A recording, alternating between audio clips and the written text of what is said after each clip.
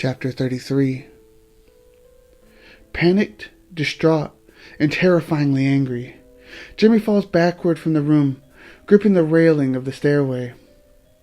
Gripping so tightly to the railing and feverishly yanking forward, he cracks the wood pegs holding it to the floor. Jeremy releases the railing while screaming with beastly fury. His eyes fall from the gaze of his mother's as his fists clench beside him, and he cries up to the heavens as the greatest pain pours from him. Jeremy turns to the open doorway of the bathroom, barely visible in the darkness.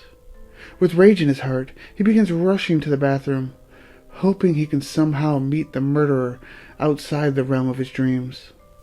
Staring deeply into the mirror, his fingers grasp tightly around the smooth edge of the sink. Breathing so heavily, his body appears to grow and shrink in the reflection, while tears flow down both sides of his face, burning into his skin.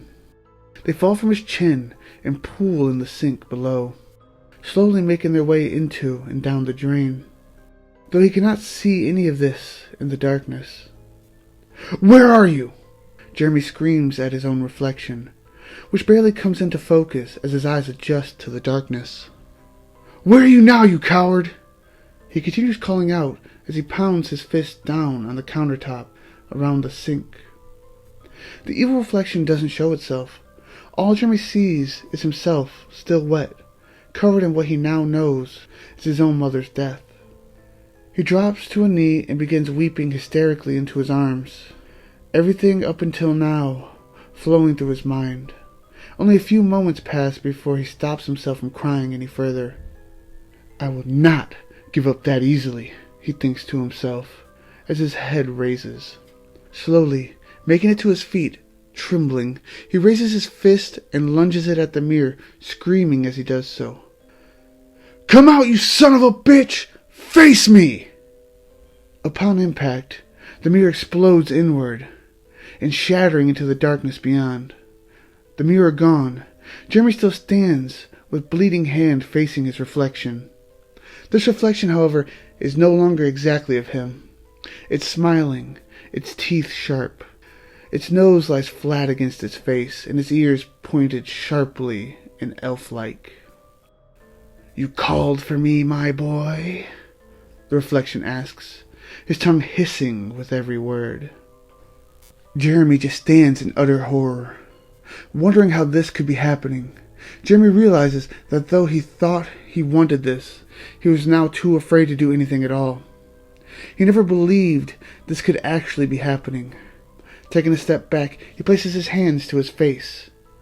"This can't be real," he says to himself, backing up toward the doorway leading back out into the hall. "This has to be another dream," he continues, reaching backward for the door. The hellish creature turns his focus toward the door, and with a single glare of his eyes, the door slams shut hard, smashing into Jeremy on its way, bursting shards of wood all over the room. Jeremy leans against the wall, picking out slivers of the door's wood from his upper arm. The blood trails from his arm, and he looks up at the creature. The creature bends down slightly, and ever so slowly. Quickly, he rises up, throwing his head back and howling wildly. Jeremy can only stand back and watch as the creature begins to change shape. Its muscle definition increases with its body mass. Its fingernails grow into inches-long claws. Its fangs grow longer, and multiple horns sprout and grow at length from all sides of its skull. Locking eyes with Jeremy for a moment, a jagged smile sprawls across its face. Jeremy feels his heart stop beating in his chest. Crashing painfully to his knees, he clenches his torso in terrified pain. "My boy!" The creature's smile fades from his face, being replaced by one of stone. "This here is most certainly no dream," he finishes. It was then Jeremy heard a knock at the door. Both of them turn and orient their heads downward toward where the front of the house is located. Jeremy knows that whoever it is, they are in grave danger. Standing quietly still, Jeremy hopes the visitor would soon leave. The creature waits quietly for a moment but soon becomes tired of this game as the knocking continues. "Come in," the creature calls out in Jeremy's voice. Then the creature gestures toward the door and taps his index finger downward in the air. "It's unlocked," he continues. Jeremy and the creature listen as the person opens the door and steps inside. Jeremy nearly falls lifeless to the ground and faint when he hears Erin's voice calling out for him. "Jeremy?" she calls out from the kitchen. "Jeremy, where are you? I heard you from outside." She begins to walk through the house.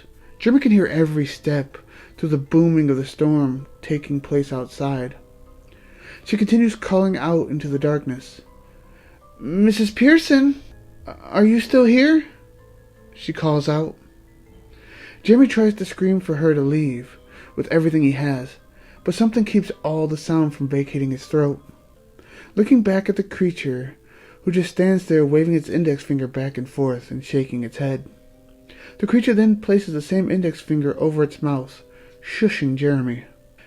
It then smiles at Jeremy, and then with Jeremy's voice, it calls out to Erin once again. "I'm in the bathroom," he calls out. "Don't worry, I'll be down in a minute." As it finishes, Jeremy feels the lock on his throat fade. He leaps toward the mirror, screaming out, "If you touch her, I'll The creature halts him mid-sentence, by reaching out and physically clasping Jeremy's throat. The creature raises Jeremy up in the air, his toes inches from the ground.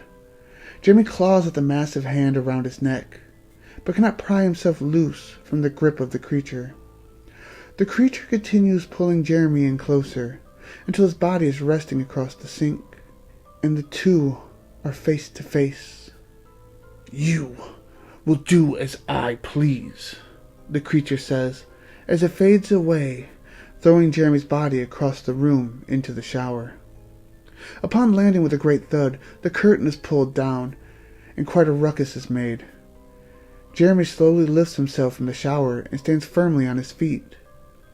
As he dusts himself off with his hands, he picks out the rest of the wood shards from his arm. Looking down at his arms and torso, he begins searching his body as if it were brand new. As he swiftly throws his head to the side and cracks his neck, a familiar, twisted grin spreads across his face. Thank you for listening. If you're enjoying the story and how it's going, please subscribe so you can get every chapter as it comes through. Discuss in the comments, plot threads, and where you think the story's going. Share with anybody you think might find it interesting. Until then, I'll see you next video.